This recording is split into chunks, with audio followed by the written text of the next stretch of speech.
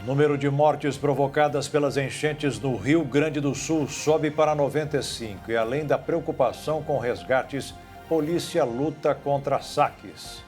Presidente Luiz Inácio Lula da Silva disse que tragédia afetou as plantações e o país vai ter que importar arroz e feijão. Em entrevista a jornalistas, Lula afirmou que fica irritado com a história de ter que zerar as contas públicas, que ele classificou como discussão inócua. Dirigentes do grupo guerrilheiro Hamas dizem que negociação no Egito é última chance para Israel recuperar reféns. Durante julgamento em Nova York, a atriz pornô confirma encontro com o ex-presidente Donald Trump. Presidente russo Vladimir Putin toma posse pela 5ª vez seguida para um mandato de 6 anos. Levantamento revelou que entre os itens mais esquecidos pelos clientes dos carros de aplicativo foram encontrados até pizza e pastel. E na primavera da Holanda, turistas se divertem nas pistas artificiais de esqui. Agora no Jornal das 22.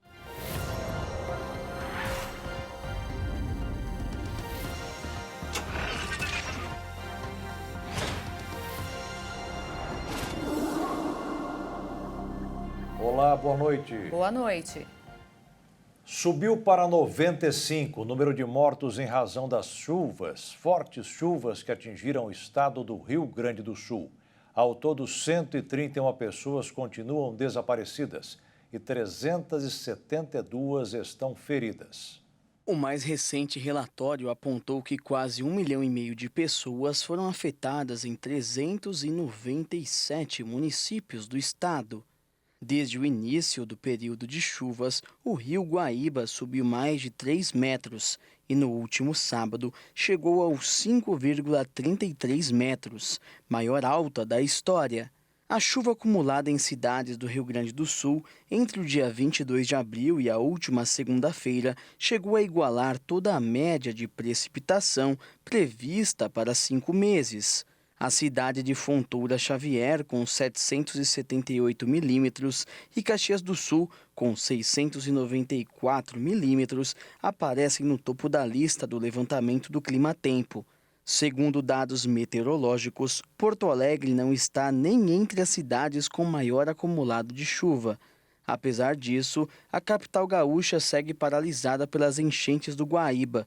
E mesmo neste momento, onde o Brasil inteiro presta solidariedade para o Rio Grande do Sul, ainda existem pessoas que insistem em tirar vantagem dessa situação, explorando os moradores com preços abusivos. Por esse motivo, com o objetivo de defender os interesses e direitos do consumidor do Rio Grande do Sul, a Secretaria Nacional do Consumidor, do Ministério da Justiça e Segurança emitiu uma nota técnica com base no Código de Defesa do Consumidor para evitar que os preços abusivos sejam praticados por comerciantes na venda de itens de primeira necessidade, como água e alimentos. A nota técnica é dirigida especialmente aos órgãos da administração pública do Estado. E no meio de toda essa tragédia, não foram só os seres humanos que sofreram com as consequências. Nos últimos dias, quase 6.000 animais que estavam ilhados foram resgatados com vida por equipes do poder público e voluntários. Até a tarde desta segunda, outros 92 animais foram socorridos pela Polícia Militar de Santa Catarina, que ajudam em ações de resgate de pessoas e animais de estimação no estado gaúcho. Além dos animais domésticos, a tragédia também trouxe forte impacto para a fauna da região. Nesta terça-feira, diversos jacarés foram encontrados na cidade de Eldorado do Sul por uma equipe de voluntários que atua nos resgates. A falta de investimento na prevenção de enchentes dá para explicar grande parte da tragédia no Rio Grande do Sul. Poderia ser menos grave, mesmo em uma região com relevo que não colabora para o escoamento da água das chuvas e as marés de tempestade. Porto Alegre está localizada em uma planície, um tipo de relevo bastante comum em áreas que ficam a poucos metros do nível do mar. Alguns pontos da cidade ficam ainda mais baixos, como é o caso da Zona Norte, onde está o Aeroporto Internacional Salgado Filho. Além do território plano e baixo, a capital do Rio Grande do Sul ainda é rodeada, por um lado, por 40 morros e por outra limitado por uma orla fluvial do Lago Guaíba. Este lago é a confluência de 5 rios principais. As águas destes rios vêm de regiões mais altas do estado, chegam ao Lago Guaíba e seguem para a Lagoa dos Patos e depois desaguam no Oceano Atlântico. Só que com as chuvas fortes e os rios cheios, o lago que passa por Porto Alegre está recebendo mais água do que o normal, ultrapassando a cota de inundação. Além disso, os ventos fortes têm formado as chamadas marés de tempestade, que fazem o nível do oceano crescer em até 2 metros, dependendo da praia.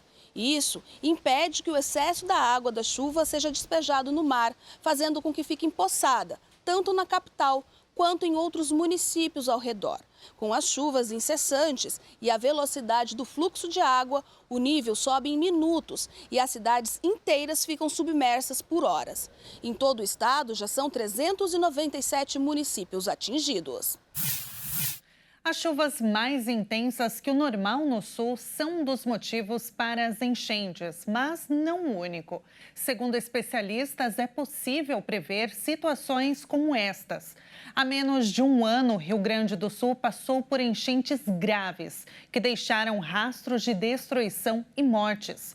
Este ano, a situação está ainda pior, mas poderia ter sido diferente. Dados retirados do Portal da Transparência revelam que o investimento para a prevenção a enchentes caiu 2 anos seguidos em Porto Alegre. Em 2021, a Prefeitura do município investiu R$1.700.000. Em 2022, a verba caiu para R$141.000. E em 2023, o investimento para a prevenção a enchentes foi zero.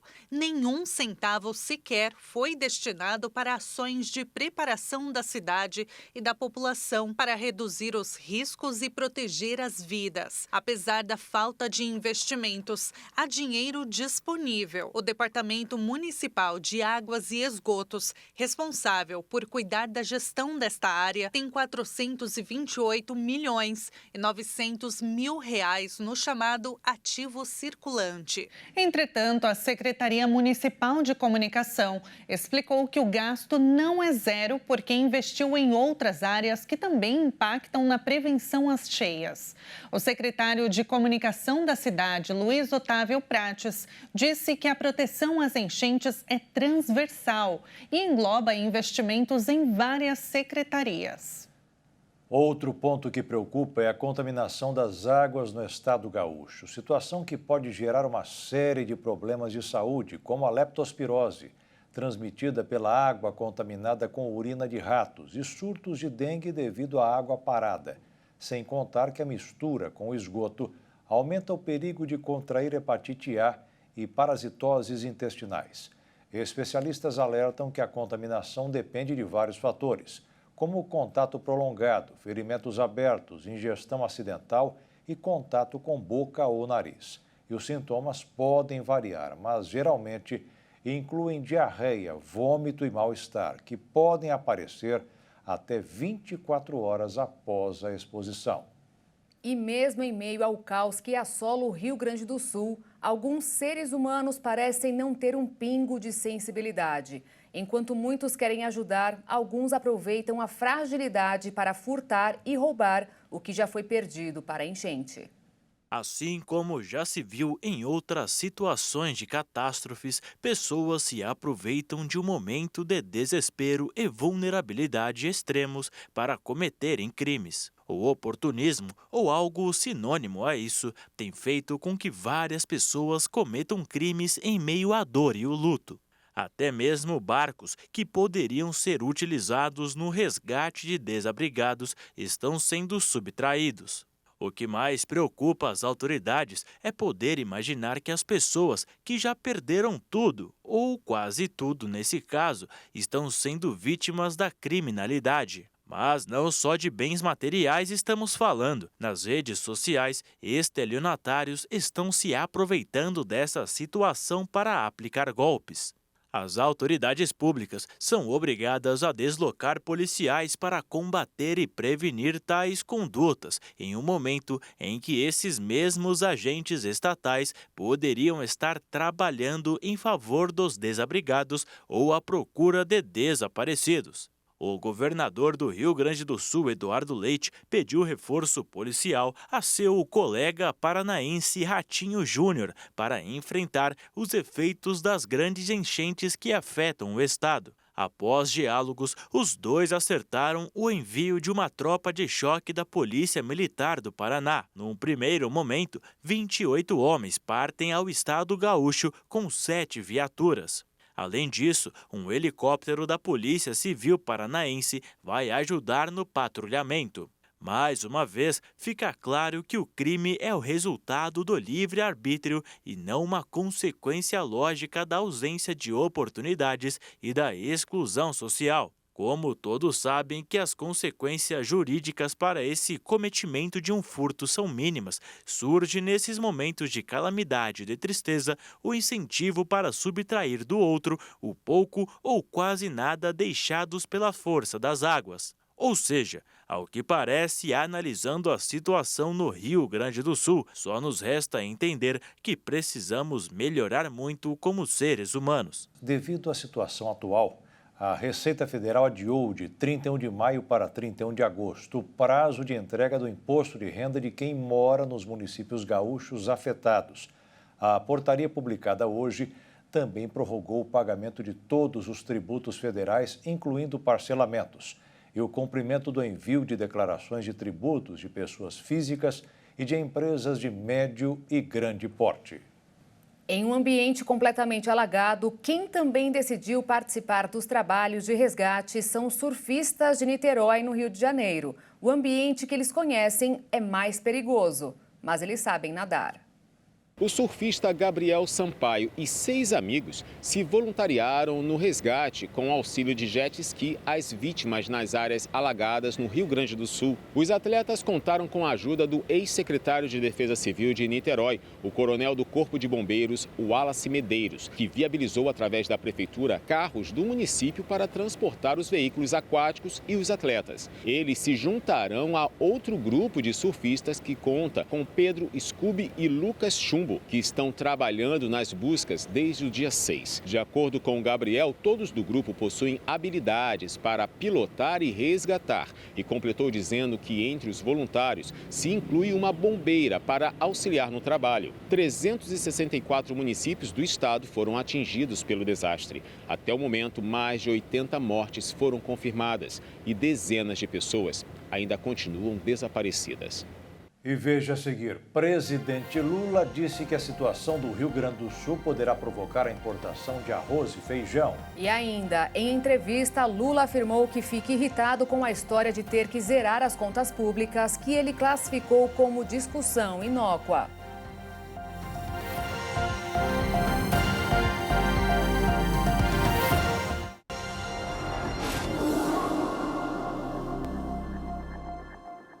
O presidente Luiz Inácio Lula da Silva afirmou hoje que fica irritado com a discussão sobre zerar as contas públicas, que é um assunto que não se ouve em outros países. Disse mais, que considera a questão inócua. Uma declaração como esta costuma mexer com o mercado financeiro. Primeira vez que o presidente da República explicitou de forma mais transparente o que pensa da situação fiscal do Brasil. Ao comentar sobre os debates em torno do déficit fiscal no país, que o Ministério da Fazenda projeta zerar neste ano, Lula foi enfático e disse que a discussão é inócua. A declaração ocorreu durante entrevista no programa Bom Dia Presidente, junto com os ministros Rui Costa, da Casa Civil, e Paulo Pimenta, da Secretaria de Comunicação da Presidência da República, nesta terça-feira. Eu às vezes fico um pouco irritado com esse negócio de déficit fiscal, de se vai ser zero, se não vai ser zero. Veja, isso é uma discussão que nenhum país do mundo se faz. Para você tem que saber se você está gastando ou se você está investindo. Então, a gente não pode colocar isso como ponto básico. A gente tem responsabilidade fiscal, eu não vou gastar nunca mais do que o que eu preciso gastar. Mas se eu tiver que gastar para construir um ativo novo, eu estou fazendo que nem um empresário que tem um mercado mais promissor. O empresário, quando tem um mercado mais promissor, ele vai no banco, ele faz uma dívida, faz a fábrica crescer, aumenta a produção e vai vender o seu produto e paga a sua dívida. O mercado financeiro está com a previsão de déficit primário nas contas públicas em 0,67% do PIB, ou seja, o balanço de receitas e despesas sem considerar o pagamento de juros. Já a previsão oficial do governo é de déficit de 9,3 bilhões ou 0,1% do PIB. No entanto, a meta é chegar a 0%. Para esse especialista, a declaração dada pelo presidente Lula gera incertezas nos investidores, além de colocar em descrédito a equipe econômica. Incerteza. E incerteza em economia, a gente sabe que em economia as coisas não acontecem na data em que elas acontecem de fato. Elas acontecem nas expectativas.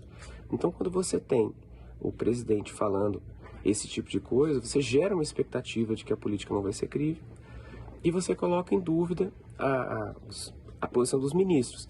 E isso, na prática, vira juros mais altos, mais inflação. Isso gera mais desequilíbrio econômico. No fim do ano passado, o presidente Lula já havia dito que dificilmente a meta fiscal seria zerada neste ano. Mesmo assim, o Ministério da Fazenda não só manteve a previsão, como projeta zerar o déficit fiscal em 2025. Se isso se confirmar, será uma vitória do ministro Fernando Haddad, que tem o equilíbrio fiscal como uma das principais bandeiras. Por hora, a equipe econômica estima uma economia potencial de 37,3 bilhões, com revisões na concessão de benefícios previdenciários do INSS e com um aperto na elegibilidade para o programa de garantia da atividade agropecuária, de estímulos a produtores rurais. Já o Ministério do Planejamento e Orçamento fala em eficiência da gestão e não em corte de gastos. No mercado financeiro, os investidores repercutiram falas mais duras de dirigentes do Banco Central dos Estados Unidos sobre as expectativas do rumo da política monetária do país. A terça-feira também foi movimentada com a divulgação de medidas econômicas para minimizar os estragos das chuvas no Rio Grande do Sul.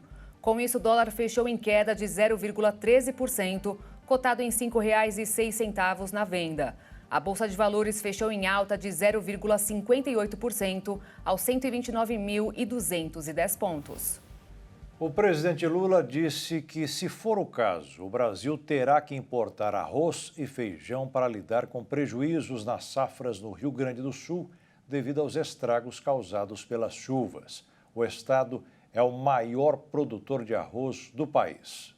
Foi durante uma entrevista à EBC, à Empresa Brasil de Comunicação, que o presidente Luiz Inácio Lula da Silva enfatizou os impactos das chuvas no Rio Grande do Sul na alimentação de toda a população do país. Isso porque o estado é líder no ranking nacional de produção de arroz. Cultiva cerca de 8 milhões de toneladas do grão, das 10 milhões de toneladas produzidas em todo o país anualmente, segundo dados da Conab, a Companhia Nacional de Abastecimento. E antes mesmo das cheias, a safra 2024 já gerava preocupação. É que as chuvas de 2023 afetaram o período de plantio e atrasaram a colheita. Ainda assim, antes da tragédia causada pelos últimos temporais, 80% já tinham sido colhidos, mas os 20% restantes. E a colheita mais atrasada está na região mais atingida pelas cheias e pelo excesso de chuvas nos últimos dias, que é a região central, porque lá falta em torno aí de 40% para colher. Ainda não é possível contabilizar as perdas da colheita atrasada. E sobre a safra colhida, o professor de finanças Pierre Souza diz que há dúvidas. Hoje ainda é um cenário que está bastante nebuloso de se esses armazéns foram inundados ou não, se perdeu aquela parte da safra que já estava colhida, mas ainda não foi beneficiada. Então ainda tem um campo de dúvidas bastante grande. Diante das incertezas, a possibilidade de importar arroz, como sugeriu o presidente Lula, não pode ser descartada, segundo o economista André Brás, mas ele pondera. Mas o preço do arroz no mercado internacional também está em alta. A Índia, que é um dos maiores produtores de arroz do mundo, também limitou as exportações até para garantir uma oferta maior dentro do país. Então, isso promoveu o aumento do preço do arroz que pode continuar sendo aí um destaque na inflação nos próximos meses, né? O presidente da Federarroza, a federação que representa associações de arrozeiros regionais do Rio Grande do Sul, diz que a colheita feita até aqui é suficiente para abastecer o país. Nós temos aí plenas condições de afirmar que nós não temos problemas com relação ao abastecimento do mercado interno. Nós temos sim um problema de logística momentaneamente, principalmente a ligação aí com o interior do Rio Grande do Sul. Isso porque as chuvas bloquearam praticamente todas as vias de transporte da mercadoria, como também destaca o economista Paulo Gala. Exato, você tem o problema da armazenagem, você tem o problema da rodovia, da hidrovia, da ferrovia, do porto e do aeroporto, porque nesse momento toda a estrutura logística está colapsada. Principalmente devido aos problemas de logística, já nos próximos dias será possível sentir o aumento no valor do produto. Isso segundo os especialistas. E conforme as prateleiras dos supermercados forem ganhando lacunas sem reposição, esses preços podem subir ainda mais.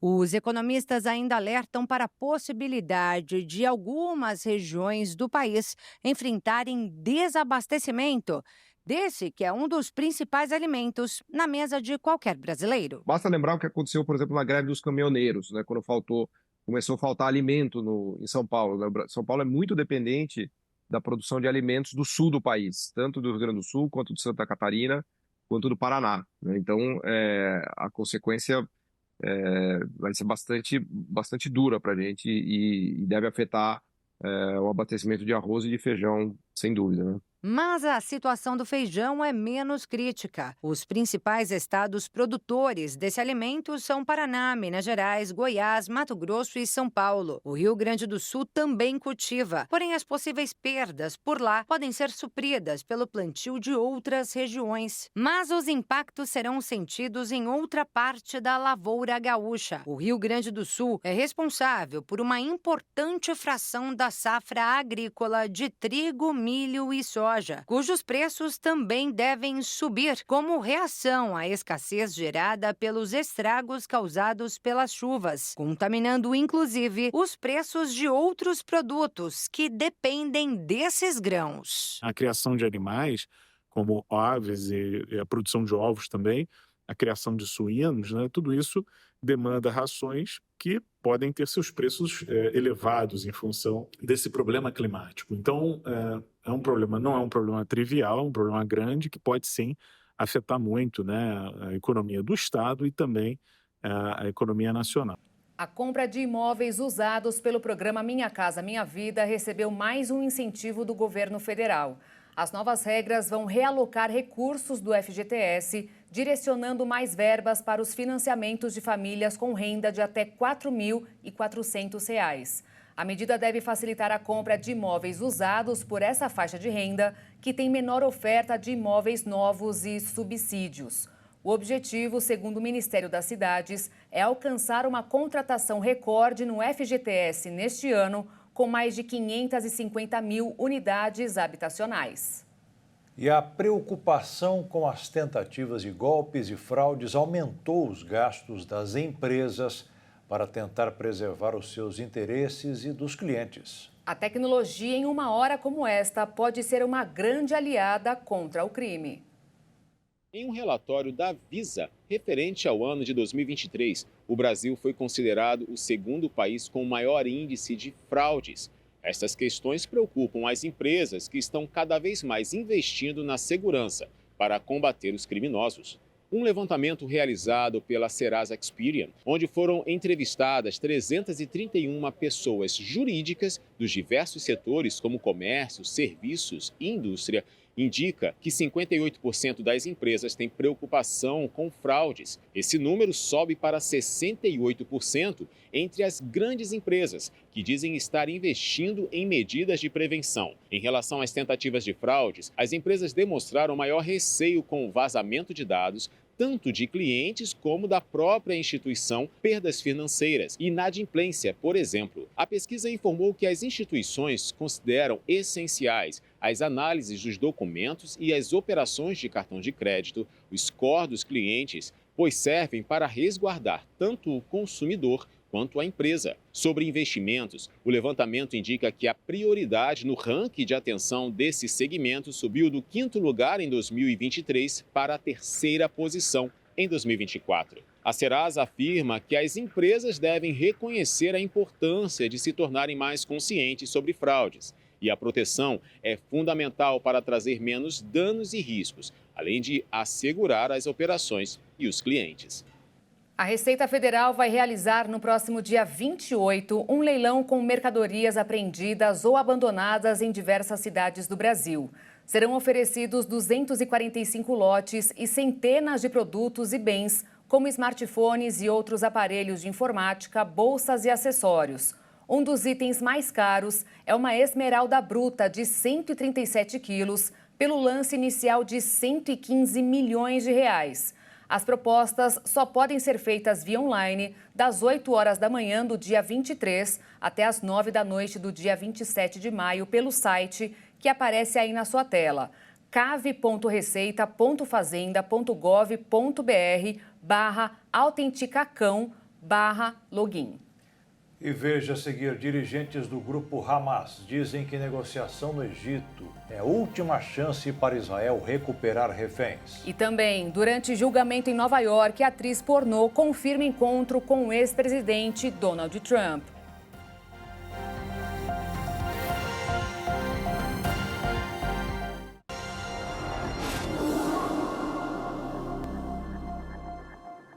A Comissão de Constituição e Justiça do Senado aprovou hoje a recriação do DPVAT, o Imposto para a Cobertura de Vítimas de Acidentes de Trânsito.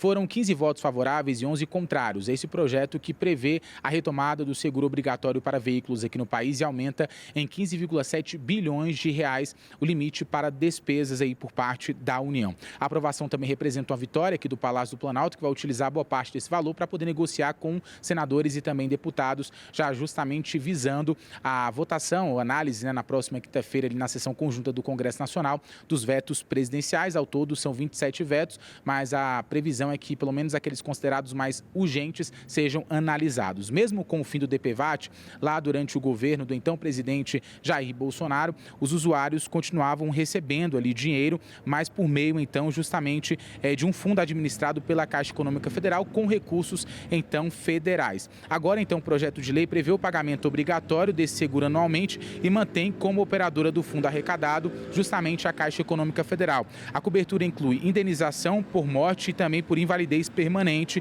total ou parcial. Tanto o valor a ser pago pelos motoristas como da indenização serão definidos pelo Conselho Nacional de Seguros Privados. Antes, então, o seguro, a gente lembra, era gerido pela seguradora líder, consórcio formado por seguradoras privadas. Inclusive, só foi possível, então, avançar com esse projeto depois de um acordo entre a Casa Civil aqui da Presidência da República e também a Câmara dos Deputados, porque inicialmente esse projeto apenas previa a retomada do DPVAT e não a liberação desse valor superior a 15 bilhões de reais. Depois de meses de negociação, o Brasil e o Paraguai fecharam um novo acordo sobre a tarifa de energia da hidrelétrica de Itaipu. O Paraguai queria um aumento de 36%, mas aceitou metade. Mesmo assim, o custo da tarifa subiu, embora o governo tenha explicado que o consumidor não vai sentir o reflexo na conta de luz. Pelo novo acordo, terá duração de 3 anos. O dinheiro não será utilizado para abastecer o caixa de Itaipu, mas para investimento em melhorias da segunda maior hidrelétrica do mundo. E quando o atual acordo acabar, está previsto que a atual tarifa será reduzida à metade. O Brasil tem o maior custo de capital para instalar usinas solares entre economias emergentes analisadas pela Agência Internacional de Energia. O país perde, por exemplo, para a Indonésia, México e Índia.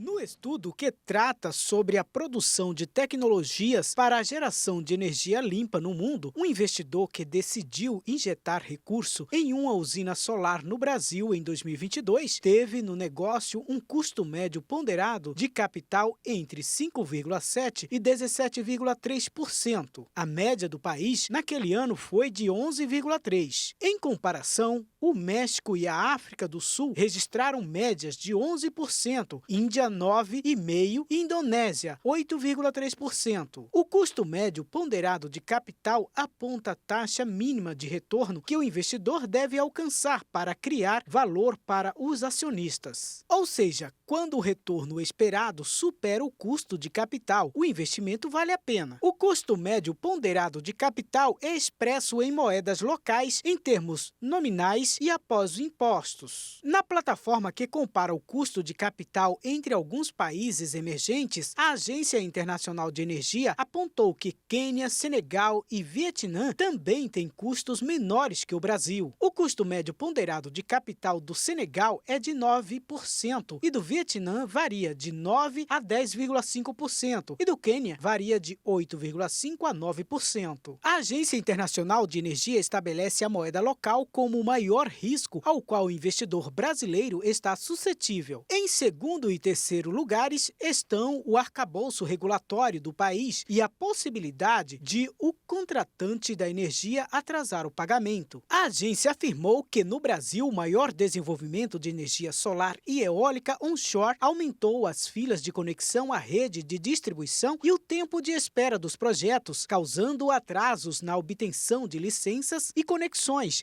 que impedem a visibilidade sobre a demanda futura.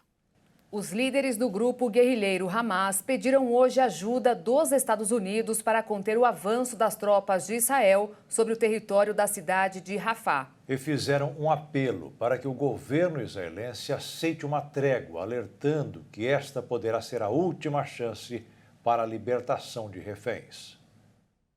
Dia 7 de maio de 2024. No dia em que a guerra no Oriente Médio completa 8 meses, autoridades de Israel informaram que tanques israelenses assumiram o controle da passagem de fronteira de Rafah com o Egito, no lado da faixa de Gaza, nesta terça-feira. Mas no dia de ontem, o Hamas enviou uma delegação para o Cairo com o intuito de negociar após aceitar uma proposta de cessar-fogo. Só que Israel não tinha conhecimento do documento e não concordou com os termos da trégua. A proposta apresentada ao grupo terrorista era dividida em fases, como uma gradual saída das forças israelenses de Gaza, a libertação de reféns, a soltura de prisioneiros palestinos que estão em Israel e um plano para a reconstrução da faixa de Gaza. Movimentações diplomáticas que deixaram um vislumbre de esperança. Os militares israelenses disseram ter tomado a passagem após informações de que ela estava sendo usada para fins terroristas, mesmo sem conseguir como provar a afirmação. O exército israelense não informou quanto tempo planejava permanecer em Rafah. Essa ofensiva aumentou novamente os riscos de um ataque israelense total a Rafah, uma medida à qual os Estados Unidos se opõem e que os grupos de ajuda humanitária alertam que será desastrosa para milhares de palestinos que se refugiam lá. Autoridades do Egito disseram que a proposta previa um cessar-fogo de várias etapas, começando com uma libertação limitada de reféns e a retirada parcial das tropas israelenses de Gaza. O grupo terrorista Hamas buscou garantias mais claras para sua principal exigência de fim da guerra e retirada completa de Israel em troca da libertação de todos os reféns. Já os líderes israelenses rejeitaram repetidamente essa troca, prometendo manter sua campanha até que o Hamas seja destruído após o ataque do dia 7 de outubro de 2023. Vladimir Putin assumiu hoje seu 5º mandato para mais 6 anos como presidente da Rússia. Em uma cerimônia no Kremlin, ele prometeu vitória aos russos em meio ao momento difícil que o país passa no momento. Putin fez apelos patrióticos durante a cerimônia de posse, uma narrativa muito utilizada por ele ao se projetar como líder forte ao longo das décadas. Se disse disposto a alcançar a vitória em um momento em que o país enfrenta uma guerra na Ucrânia e é alvo de sanções internacionais. A oposição russa no exílio reagiu ao início do 5º mandato do presidente russo. Yulia Navalny, viúva de Alexei Navalny, acusou o presidente de ser mentiroso, ladrão, assassino em um vídeo publicado nas redes sociais. Os seus seguidores e vários líderes estrangeiros acusaram o presidente russo pelo assassinato de Alexei Navalny, que cumpria uma longa pena de prisão por extremismo. O Kremlin nega as acusações. Vladimir Putin foi reeleito em março com 87% dos votos, em um pleito amplamente questionado pelo Ocidente por não garantir a participação dos principais nomes da oposição, além de outras medidas que minaram a concorrência. Apesar disso, o líder russo conquistou 10 pontos percentuais a mais do que em 2018, em uma votação que durou 3 dias e contou com um comparecimento recorde de 74,22%, segundo a Comissão Eleitoral Central. E veja a seguir, o levantamento revelou que entre os itens mais esquecidos pelos clientes, carros de aplicativo foram encontrados até caixas de pizza e pastel. E ainda, na primavera da Holanda, turistas se divertem nas pistas artificiais de esqui.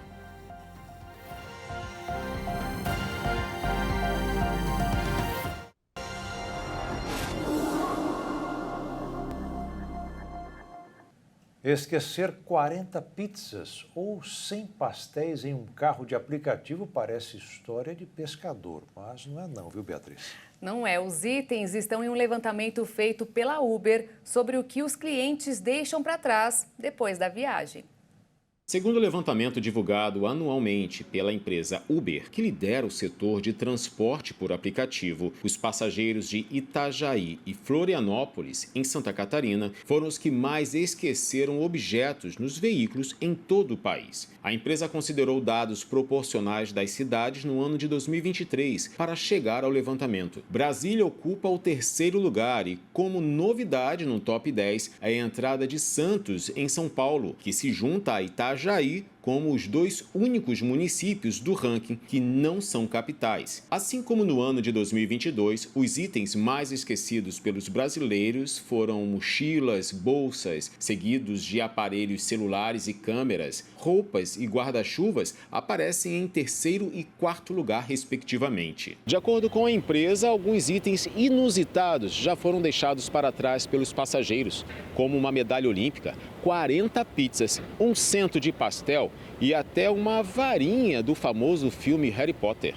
Assim como aconteceu nas análises anteriores, os esquecimentos ocorreram com mais frequência nos dias próximos às festas de final de ano. Os dias 16, 22 e 23 de dezembro do ano passado formaram o top 3 das datas do ano. E caso você tenha perdido algum item durante a viagem de aplicativo, a melhor forma é entrar em contato diretamente com o motorista por telefone. Mas se o objeto perdido for o próprio celular, o passageiro pode acessar a conta por outro dispositivo ou por um computador. Neste caso, uma taxa de devolução é cobrada, que é repassada integralmente ao motorista. Pesquisadores do Colégio Americano de Cardiologia fizeram um alerta para as mulheres na menopausa, que muitas vezes não são avisadas sobre os riscos que surgem nessa fase. Há uma maior probabilidade de doenças do coração. Os pesquisadores responsáveis pelo estudo enfatizaram a importância de reconhecer precocemente os sinais de doença cardíaca. Isso acontece fazendo rastreamento por meio de um exame chamado score de cálcio coronariano. Trata-se de uma tomografia computadorizada que detecta e quantifica calcificações presentes nas artérias coronárias, que são os vasos responsáveis pela irrigação sanguínea do coração. Quanto maior a quantidade de cálcio, maior o risco de infarto agudo do miocárdio. Agora, por que no climatério a mulher precisa se preocupar mais com o coração? A cardiologista Nina Azevedo explica. Isso é uma coisa pouco difundida, né? A saúde cardiovascular da mulher vem sendo estudada e mais aprofundada nos últimos anos, porque o coração da mulher não é igual ao do homem, tanto anatomicamente ali de constituição, tamanho de artéria, espessura de artéria, quanto em relação aos hormônios, né? Nós temos outros hormônios. Então, o estrogênio, que é um dos grandes hormônios aí que a gente acaba parando de produzir durante a menopausa, ele é um hormônio que traz uma vasodilatação, ele aumenta o tamanho, o calibre das nossas artérias. Isso faz com que o sangue flua mais facilmente e a gente tenha menos chances de desenvolver a hipertensão e as doenças cardiovasculares no período fértil. Quando a gente entra na menopausa, que esse hormônio para de ser produzido, a gente perde essa cardioproteção e, infelizmente, a gente fica mais propensa aí a desenvolver hipertensão e as outras doenças do coração. É isso, portanto, a recomendação é fazer visitas periódicas a um cardiologista, até mesmo antes do climatério, para manter a saúde do coração. Além disso, a cardiologista alerta para hábitos saudáveis de alimentação, de sono e, principalmente, a prática de atividades físicas, que são essenciais para um envelhecimento de qualidade, tanto para homens quanto para mulheres. Faz bem para a saúde do corpo e também da mente, principalmente nessa fase da pré-menopausa, quando as mulheres ainda enfrentam risco aumentado para um quadro de depressão, como mostrou uma outra pesquisa internacional. Os golpes e os altos preços têm feito com que a China afunde cada vez mais em uma crise imobiliária. Dessa forma, muitas pessoas em Xangai estão buscando casas de segunda mão.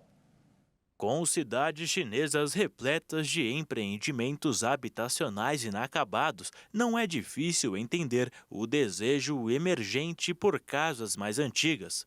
Uma série de calotes de grupos imobiliários fez com que os compradores finais não confiem mais nas construtoras. Por conta disso, a China tem feito uma transição interessante, deixando o mercado de crescimento efetivo em habitação para um mercado muito mais maduro. Vale ressaltar que a China passou recentemente pelo maior boom imobiliário da sua história e criou milhões de novas casas. Como resultado, o setor imobiliário da China representou quase um quarto da produção econômica. Mas uma repressão regulatória sobre alta alavancagem em 2021 desencadeou uma crise de liquidez e desenvolvedores como a Evergrande deram calote. Assim, o mercado primário, ou seja, as casas novas, está realmente encolhendo, enquanto as casas de segunda mão estão caindo cada vez mais no gosto dos chineses. As vendas de casas de segunda mão superaram as de novas casas em termos de área útil no ano passado pela primeira vez desde o surgimento dos mercados imobiliários privados na década de 1990.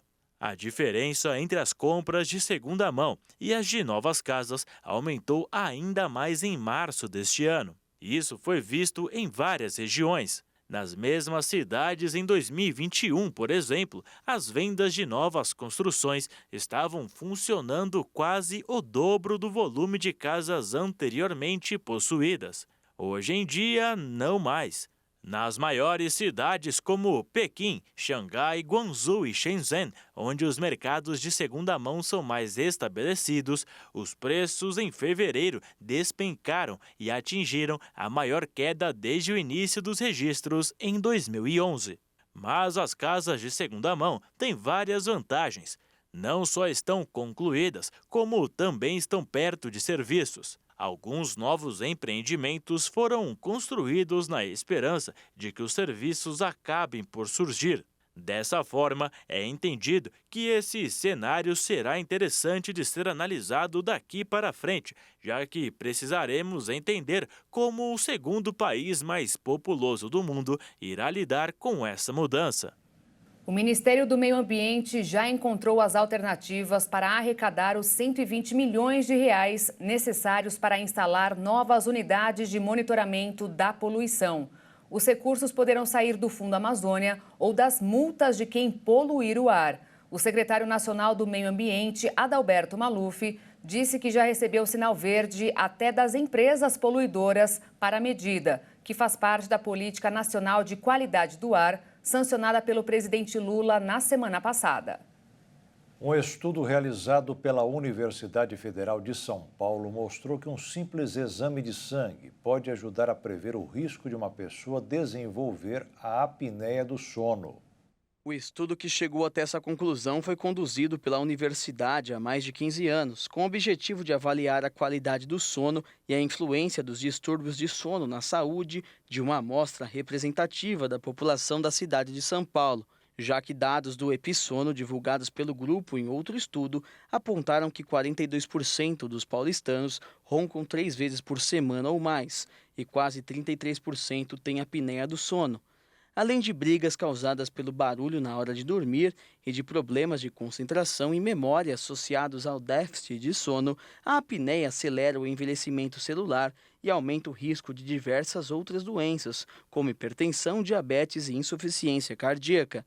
Para investigar a relação entre esse distúrbio e os níveis sanguíneos de homocisteína, a equipe da faculdade selecionou uma amostra de voluntários do Epissono submetidos à avaliação do chamado Índice de Apneia e Hipopneia, medido por meio do exame de polissonografia.